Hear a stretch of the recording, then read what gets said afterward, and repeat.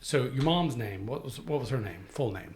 Or Well, mother's parents died early after she was born, and she was adopted. Her given name at birth was Jewel Virginia Johnson. She was adopted by Mrs. Platt on Edisto Island, and she married a Bradham from Kingstree, South Carolina, and divorced and remarried to Cecil Gibson from Denmark, South Carolina. But that's why she has so many names: Jewel Virginia Johnson, Platt Bradham, Gibson. and y'all were born in Edisto, or were you born in Denmark? No, I was actually born at the Roper Hospital in Charleston. All three of us, Okay. brother and sister and myself. And you're the oldest. I'm Right. the oldest, And then it's sister in the sister middle. Okay. And 11 years later, Alan was born. Okay. Okay. But we lived on Edisto Island. We had a small little farm.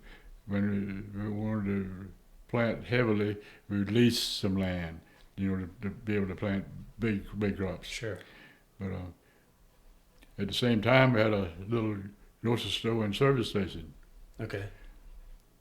So it kept everybody in the family kind of busy, keeping all that going. And what did y'all plant? Tomatoes mainly, or just different crops? It was truck crops, potatoes, Irish potatoes, corn, tomatoes, watermelons, Sure. things like that. Yeah. And you had a grocery store, gas station. Grocery store and a gas station. And is that where the ice cream store was? Didn't y'all sell ice cream? Ice cream, no. No. No. I thought y'all had an ice cream store for some reason. That's later on. Oh, later on. Okay, so just that store was a grocery store and gas station. Is Store that the and gas store? And you worked at that store?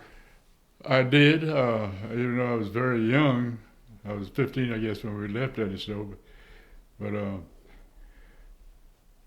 I did work at the store, worked on the farm. I remember the farm being big to me. We had 4 tractors in a barn right there next to the house. Right. And even as young as I was, I'd always driving those tractors everywhere. And that's where you rode the pig into the store? It wasn't a pig. Oh, it wasn't a pig. It was a Shetland pony. Shetland pony. Okay. Somebody came to the island one day and stopped at the store and had a little Shetland pony for sale, and Daddy bought the thing. I rode it all over the place, but I'd ride it right up into the store and reach around behind the candy counter and get a handful of Kits.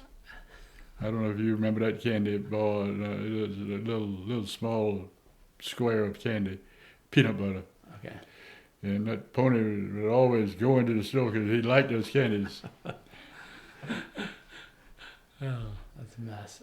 So then y'all left Edisto, and that's when you went to the Denmark area? Or like, where did you meet Meryl? They say I was 15 when we moved to Barnwell. Okay. The farm went to pot. The store followed it. And wasn't making any money, so Daddy left and went to the Savannah River plant when they were developing that plant over there. That's right. After he'd been working up there a couple of months, he brought the rest of the family with him, and we moved to Barnwell. Meryl, the girl that I married, was from Blackpool, which is just 10 miles away. Two little towns. You mentioned her name. Mm-hmm. So where did y'all meet at? Did y'all meet, like, y'all didn't go to school together? No. She went to Blackpool High School and I went to Barnwell. Okay. I went in the Navy, and when I came out, they had built a little bowling alley in Barnwell, and that's where we met. So y'all met at the bowling alley. But before you went to the Navy, though, you did do a semester at Clemson. I did. Okay. So you went off to Clemson. What were you trying to study, or what were you thinking about studying? Well, I had not even come close to preparing myself for college. I didn't have any idea what I was doing. I got talked into it. And Mother said, boys, three of my friends from high school were going to Clemson. and they wanted a fourth so they could all share, share together. Share the room. So that was the reason I went, to make the fourth person. But I didn't study. I didn't open a book while I was at Clemson. The classes that I liked and I did not drop out of because I didn't like them, I did pretty well. Right. But not good enough for me or anybody else for me to stay on any longer than just that semester. Yes, sir. It was 1955-56 school year. Okay. What year were you born? 1937, May 10th. May 10th, 1937. Okay. Yeah. So you went to Clemson, did a semester, decided not for me, Dropped out. came back home. That's when you went to the Navy. Came home, joined the Navy the next day. Went to Clemson and got my stuff, brought it home, and that was the end of my career at Clemson. No, that's good. I mean, you went. But So, I hitchhiked home every weekend when I was at Clemson. Oh, okay. I didn't stay and study like you were supposed to Yeah, do the right thing. I had it in the back of my mind I wasn't going to stay for one semester anyway. Now, do you remember, like, where did you go for boot camp for the Navy? It's right outside of Chicago, just north of Chicago in Illinois. And this was in February. Ooh, that had to be brutal cold. It was cold, and I had never seen snow, I don't think. But it snowed almost every day I was in Illinois. Wow. If it wasn't snowing, if you were shoveling snow. Jeez. But it was an awakening for me, being in that kind of weather. Now, you didn't have any problem with, like, swimming. You, living on Edisto, you swam. You had no problem with swimming, being outdoors. Yeah, I never have understood even as old as I am now how my parents never knew where I was and what I was doing on Edisto. I was into everything. That's right. But it was different times. I mean, safer back then. I mean, I guess in a sense, they were just like, he'll be home on supper or whatever, dinner. As long as I was home for supper, that's right. it felt like I had a good day. That's right. But that's where you crabbed. I mean, you did learned to crab and fish. Crab, fish. Shoot ducks, shoot squirrel.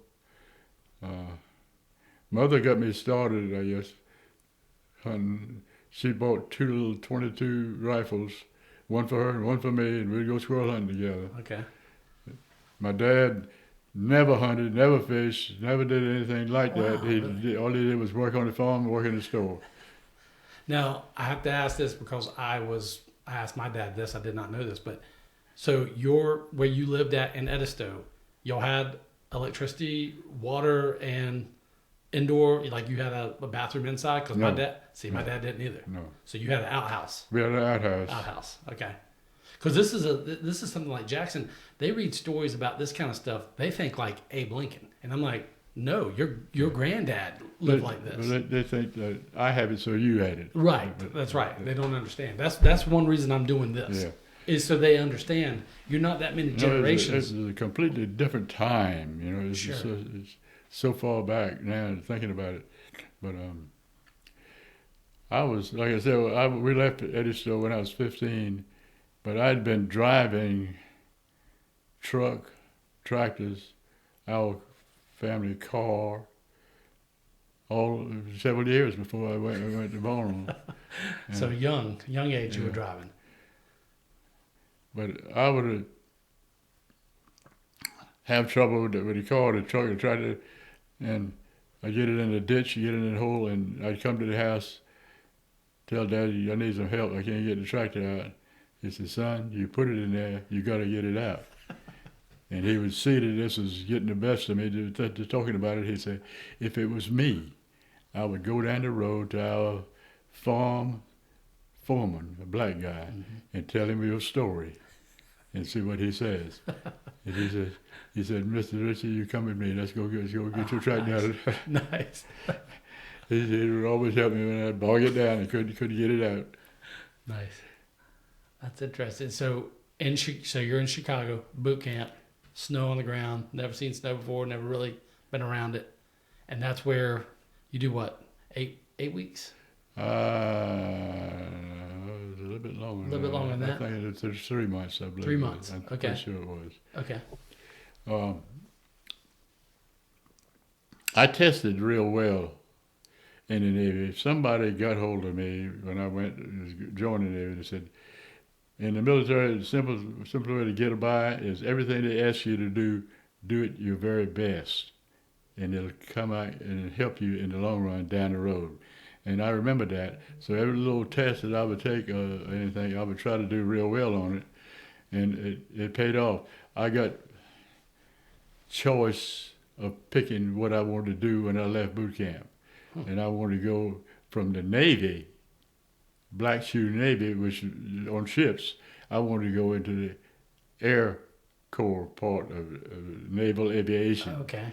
So they sent me to Oklahoma for airman's training, and leaving there, my grades again was so high enough that I could have my choice of what kind of schooling I want to go to, and I chose electrician. Electronics and electrician were at the top of the list, but electronics was in Wisconsin or somewhere, and electrical school was in Jacksonville, which is, to me, close home. That's right. And I'm brand new in the Navy. Let's just try that one. So I went down and spent about 6 months, I guess, in electrical training. And then I had a choice of a duty station after that, and I chose California because I guess I'd never seen it. I'd heard about it, and I wanted to see it for myself. So I chose a school, which is a squadron, a fighter squadron, and I wanted to choose a fighter squadron because I wanted part-time on ship going to visit different ports, but I didn't want to be on the ship the rest of my life. Right. So that's the reason I chose a fighter. But I was the fighters that I chose that's the only plane I ever worked on. It was an F-9, F-8 jet fighter that was used a lot in Korea and Vietnam. Okay. What about roughly what year was this when you were in California? Well, was it 60s? I spent the first year in training, either boot camp or Oklahoma and airman's training or Jacksonville and electrical training. So that left me 3 years. Of the 3 ships that I spent some time on, there was just a little bit under a year of that. So I had 2 years left that I spent in different places in California. Okay. Okay. And is that where you were telling me you would fly like the drone for them to shoot? You were doing stuff with missiles at that time? No, the last year I was in, I was sent to a missile test center in Northern California. And the reason I determined that they wanted me, because I first said I don't want to go.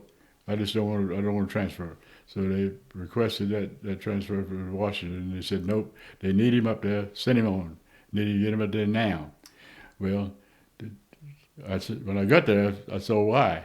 They didn't have electrician on on those jet fighters when I got there. And I was the lead electrician. By that point in time, I was a second-class electrician. Pretty heavy responsible. Sure. But all I had in the shop when I got there was a bunch of little airmen, electricians been through the class and didn't know anything about fixing stuff. And I would, every day when these planes would fly, they'd come in, I'd see the list of what was wrong with them. I'd try to pick an airman to go fix such and such on this jet because he'd never seen it before, and I wanted him to see that one and how it reacted to the test that he was running on it. Sure. But so that was the last year. So you were over the shop, and you were over those guys. Yeah. Okay. For just about the entire year. Entire year you're there. The last month or so before I got discharged, they brought in a first class electrician. Okay. But he didn't have any experience in that particular jet either.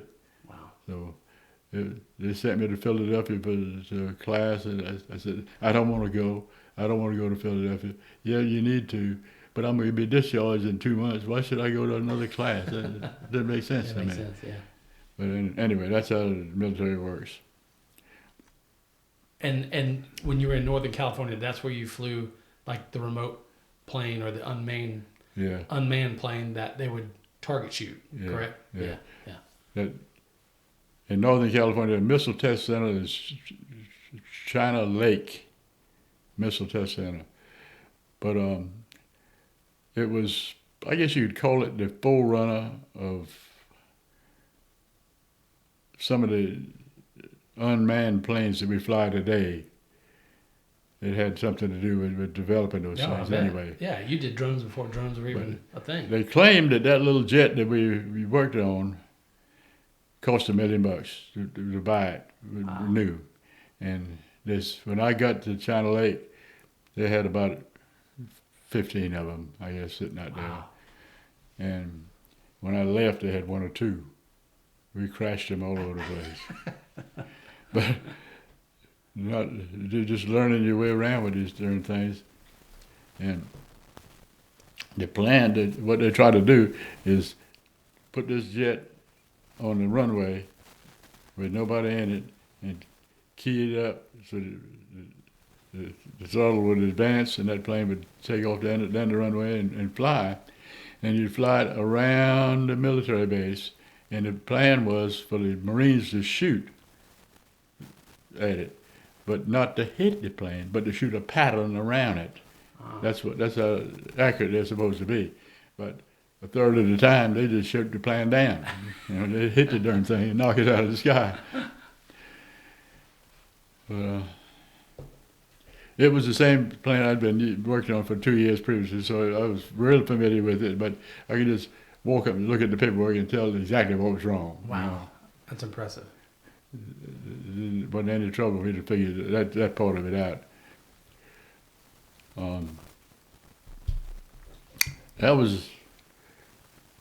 That military test center was impressive. But before that now, I was on 3 carriers. The Hornet, the Hancock, and the Ranger. And they patrolled different parts of different oceans. The Hornet was a West Coast carrier, and they took all fighters squadrons from the West Coast and put them on the Ranger, the Hornet rather, and sent them. We were in and out of Hawaii 3, 4, 5 times. Japan. And that was the Hornet. That was the Hornet. Yeah. And that was the first ship. The first ship. And all aircraft carriers. Yes. Yes. Old retired planes, ships that at this point, and they were pretty old when I was on them. Oh wow! To tell you the truth, all except one. Now on the aircraft carrier, what was your position? Were you still doing electronics, electrician? Still electrician. Okay. Still electrician. We had a little shop that had this point. We had good electricians in the shop. I was just one of several in that shop. Sure.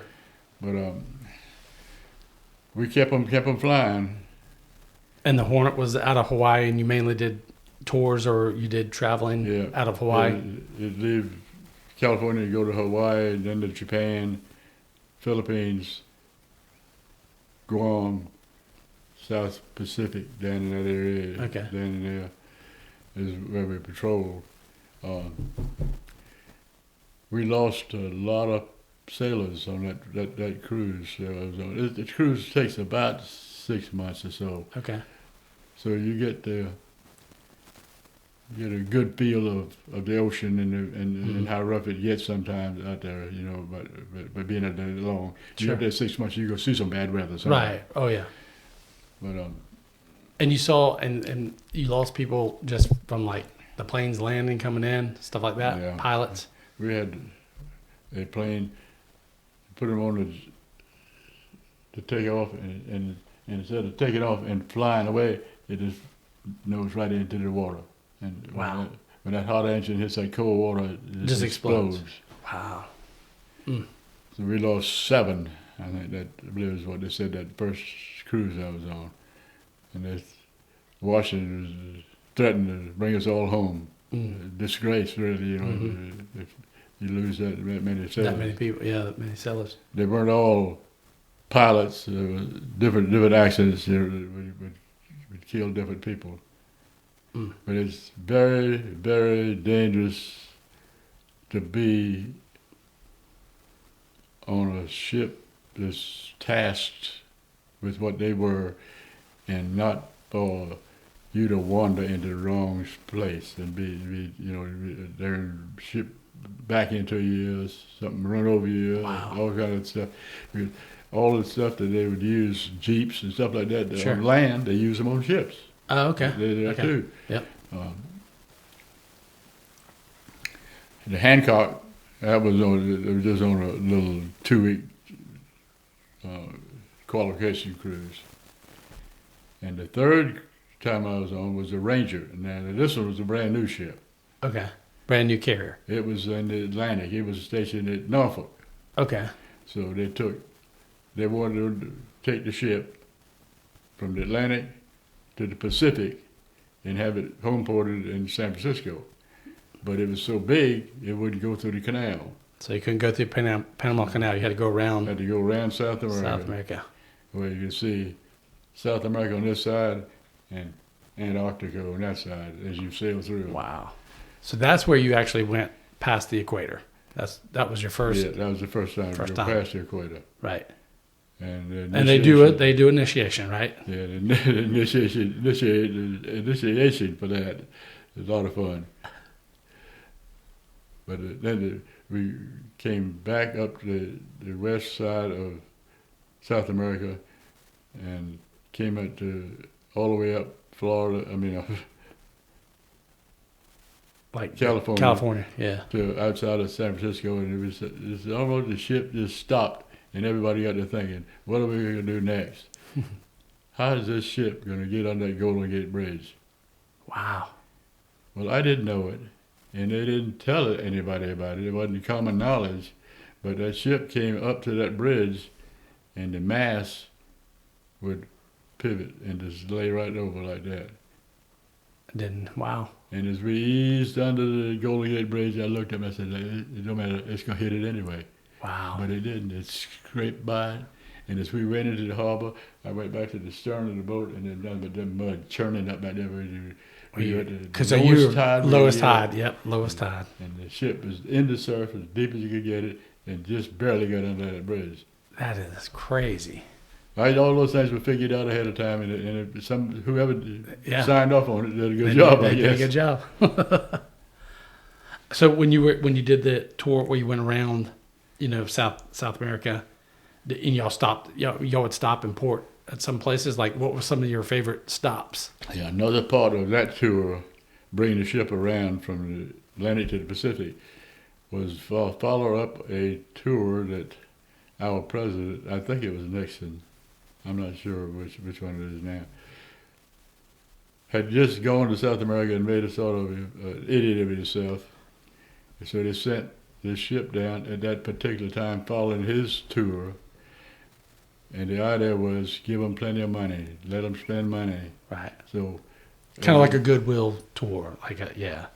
So if we went up, going from port to port, and we didn't have enough money, we thought we'd go down to payroll and sign up for some more. They made sure you had plenty of money to spend. Spend in the country. Yeah, it's a good cruise. That was a good cruise. So you just follow behind the president. We'd go out, and from one city in South America to another, and it would take us 10 days to sail from one place to another, and we were in port, say, for 14, 20 days. Oh, okay. We were in port more than you were ship. Yeah, okay. But you had to stay in port long enough to spend that money. You go out to sea, work 10 or 12 more days, come in and go into another port. So we hit just about every city all the way down South America and back up the other side of it. Wow. Okay. Spent a pile of money. Evidently it worked. They said we could come back. Now, when you said the tour before you got on the Ranger, you did spend some time over in Japan, like the very first ship that was going out. The first cruise I was on, as I said, it would take like 6 or 7 months.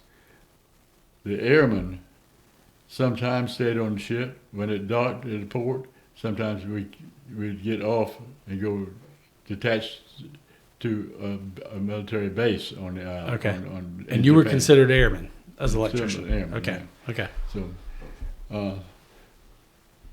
part of that time, we'd go into these cities. My little buddy and me, we would either rent us an apartment and we'd stay in town. Okay. In and out of Japan 3 or 4 times. Part of that time, let's say, was 30 or 40 days on land-based port. And then we come out and go to the Philippines, same thing. We'd take all the airmen and all our planes, all our equipment, fly it on to land, and we'd stay in the barracks, just like we always Just did like at you home. did. Yeah. And then People were nice over there. Japanese. You got along with them. This was 1957. Mm-hmm. So it wasn't that far from World War II. A battle, Yeah. And I'm thinking, how are these people going to react, But it didn't seem to bother them. They'd take that sailor's money as fast as they would anybody else. Yeah. So. And the Philippines were fine. They were nice. Yeah, Philippines the same, just about the same. Yeah. It was a little bit different in such a way that in the Philippines, they had a group over there that they called the Hooks. And they were bandits around water. They used boats and stuff to break it away into a military installation and steal stuff. They would want a truck. They'd come in, a dump truck parked over there on the side of the barracks. They'd tear that thing apart, take every piece of it off, put it on a boat, take it to somewhere back in the jungle in the Philippines, and put it back together again. Wow. Huh. So in pieces. Yeah. They give their ingenuity. They pick it up and carry it, so they'd take it apart. Take the tires off, the fenders off of it, and drag it down through the swamp, put it back together. That's amazing. But there's I guess I got my first taste of guard duty at night with a M1. With the instructions that if you don't stop him. Jeez. It's a little bit different thing that I wasn't used to anything. With firepower. Right. All of a sudden there it was. It brought real life somewhat closer to you, I think. Sure. Everything was fine? Never had to do anything? Never had an issue? Nobody come up at night? I never did. That's good. I never did. I'd walk, the base, they'd hold the assignments to an hour, 2 hours is all you had to stay on. And I'd spend my time in the closed up cafeteria. They'd see people in working in the cafeteria cleaning up, getting them for breakfast the next morning. Oh, okay. And I'd go in there and they couldn't do enough to help you, bring you coffee and cakes and stuff.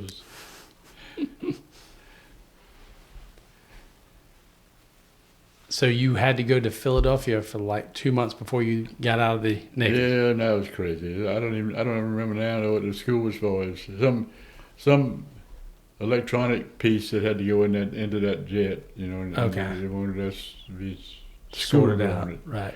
But I didn't want to go. I didn't want to waste time. I thought it was a big waste of time. They would pick one of the younger boys that could go. It's going to be right down that base another year or two. Right.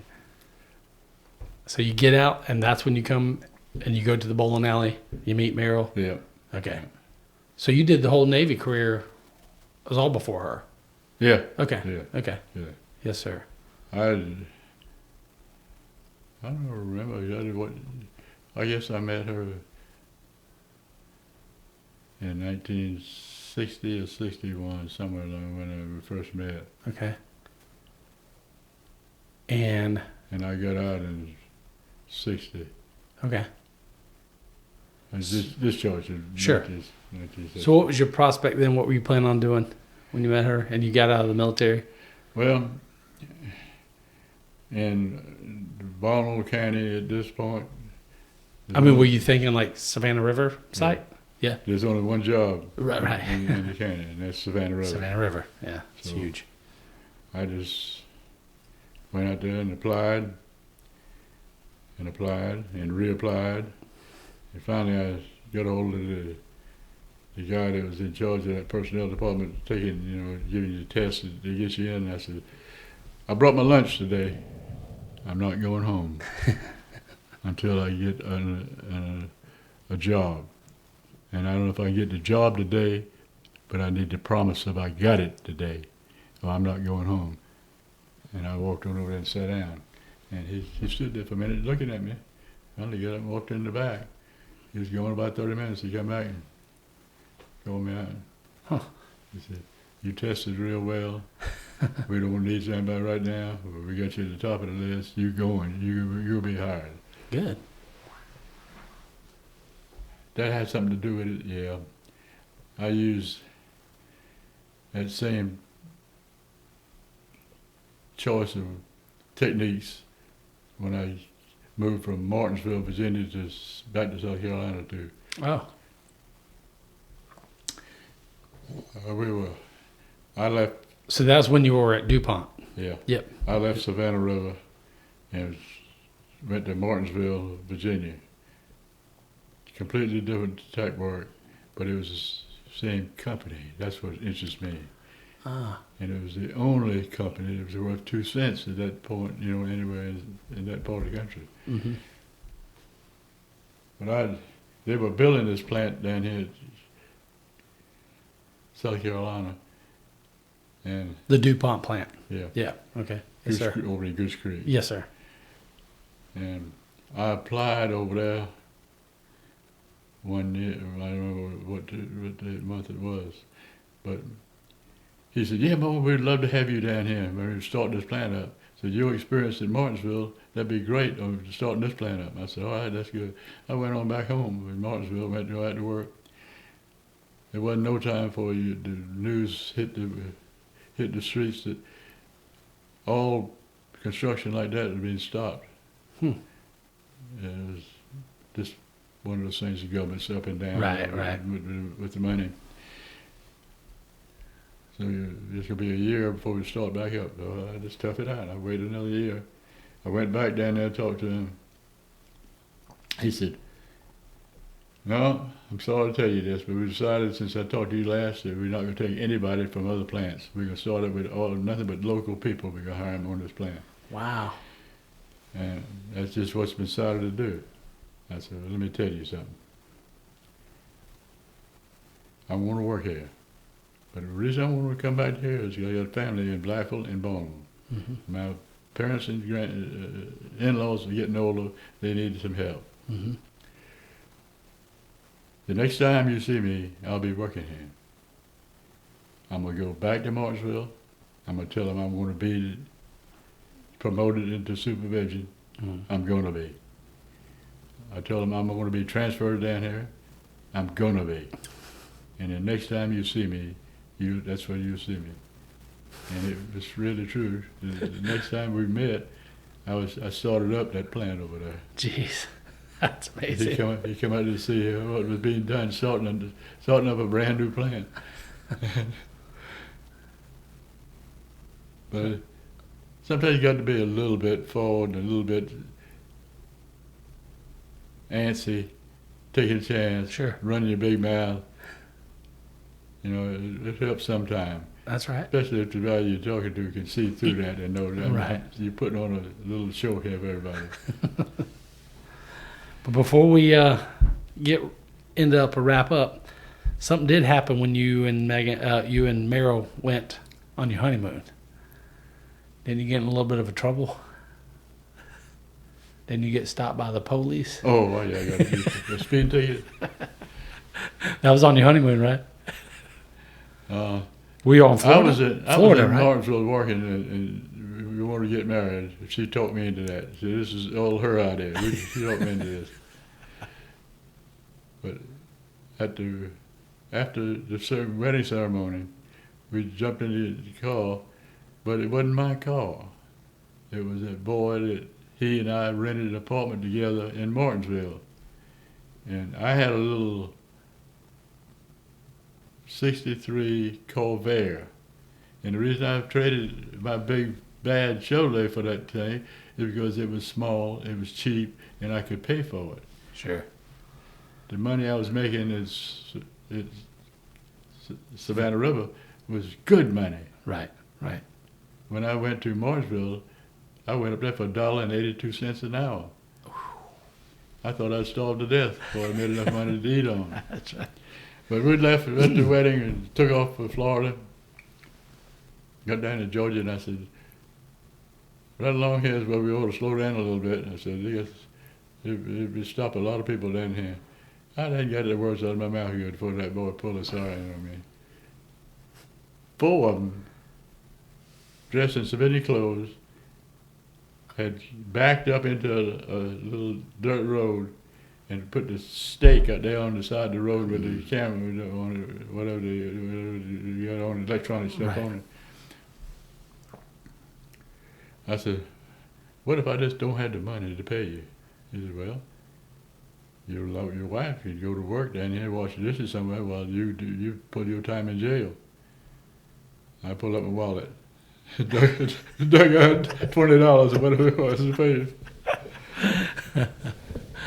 Oh man, what a mess!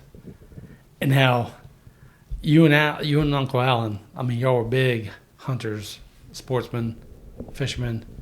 Y'all were into that ever since you were a kid, right? Yeah, he was too small to hunt on Edisto, and me. After I got out of the Navy, I was too busy making a living to do much hunting and fishing at that point anymore. How he learned and got as good as he is and have the technique and the desire, I guess, to keep proving himself, I don't know. I really don't know. Yeah. He picked up a piece here, there, and yonder from everybody he's ever worked with, I guess, wow. and it's made him into... Yeah, he's really good. The hunter that's interested in doing it the right way. Yeah, because he goes all over the place. Yeah. Yeah. He just had a picture on Facebook last week of a big old turkey. Wow. But his daughter... Just good. He's running the business for him now, and pretty much going to have the business when he finally decides to walk away from it. It's pretty darn good. Mm-hmm. She's killed 2 buck deer this year. Wow. With a bow. Wow. Yeah, that big bow. Yeah, she's a big bow hunter. So she's getting to be pretty darn good with the thing.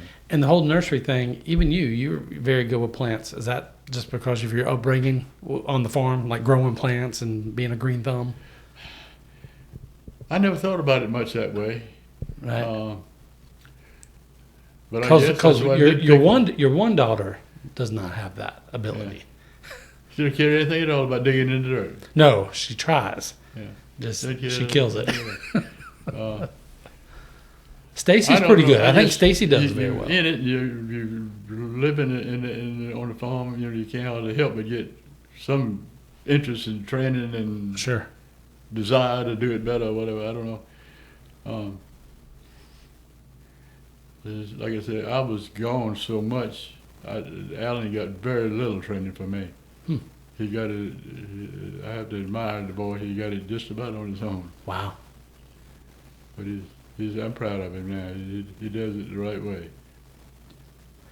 And one thing that I think Megan brings up to me every time we go down to Edisto, what's your one regret down there? She said that you had an opportunity to buy a piece of land or a house down there, and she said you didn't do it. And y'all were like, ever since then, you're like, man, I wish we'd have bought that house.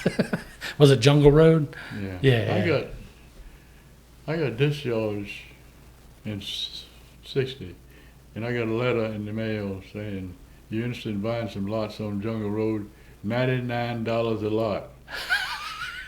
I couldn't come up with $99. Man, every time we just went down there one Sunday after church, and she was like, "Man, I wish my dad would have bought that lot." And at the time, you only wanted to live on the front beach or whatever. But Right, to me, you don't it be a street wouldn't bother over. me a bit to live on Jungle Road. No, not That's at all. fine. That's right. That's right. That's good stuff. Well, that's good. Yeah, that's what I wanted to do. I just wanted to wrap up, talk about your tours, stuff that you told me. I thought it was super interesting when you worked at China Lake and the work you did. I think you were the prototype drone program before drones. I think it had some thinking of somebody down the road because Sure. all that stuff fit right in. Right. Not only the drone, but before that there was a unmanned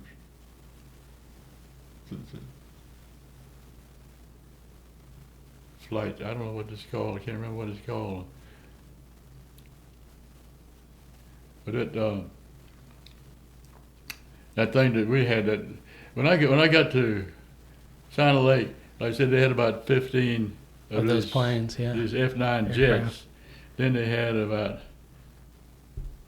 10 or 15 ADs, which is a propeller-driven fighter bomber that went on carriers also. And they had about, let's say, 10 or 12 of those things. And then they also had that unmanned flight that I referred to just a while ago, that I can't think of the name of it, but it was similar to the drone today. And it had this little section over by itself over there in a big hangar area. Sure. And it had shops all over the place. Right. The little lecture shop was right next door to the guys on that unmanned carrier flight. But it had to have something to do Sure. with it. Yeah. Why the Navy chose, or the military chose, a full-size jet airplane to develop? I don't know. Right.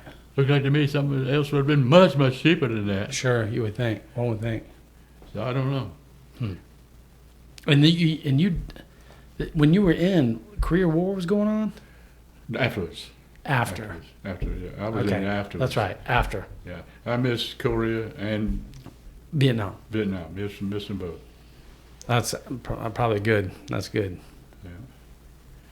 But it was a good 4 years. You know, I enjoyed it, every minute of it. But that shop I was talking about, in that big old carrier, all these shops, they had a sea crab area. It was civilians that were responsible for some certain part of this flight and this plane and the equipment that's in it. So they'd manufacture it or maintain it? That's what they would do? Yeah. Okay.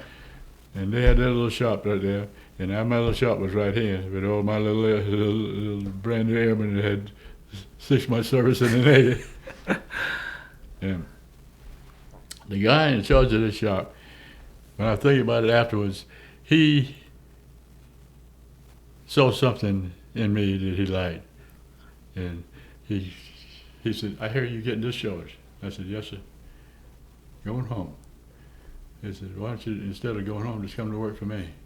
And I can guarantee you a shop. I can just about guarantee you the pay. Wow. I said, "I haven't been home in a long time. I'm going home." He said, "That's all right. Go home and For a come while. back And come and back. work for me." Yeah. I said, "What if I get tired of California?" He said, "Put in for Florida. We got bases in Florida. Okay. Move around a little bit. I just like you to get started with me, just to pick your head what you know about what about this F9." Sure. But I didn't consider it. I thought, well, once I get home to the East Coast, I ain't coming back. I'm done. But I wondered many times what life would have been if I had just taken that job and stayed right there in California. Sure. Yeah. And my entire rest of my life had changed. Mm-hmm. Everything Everything. changed.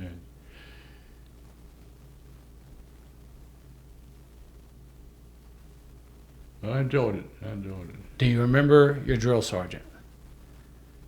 Do you remember him? Was he tough? In Illinois? Yeah. Yeah. Masters. Masters was his name? Yeah. I don't know his first name. He never did know his first name. Yeah. Mr. Masters. His first class bosun's mate. Okay. He was tough on you?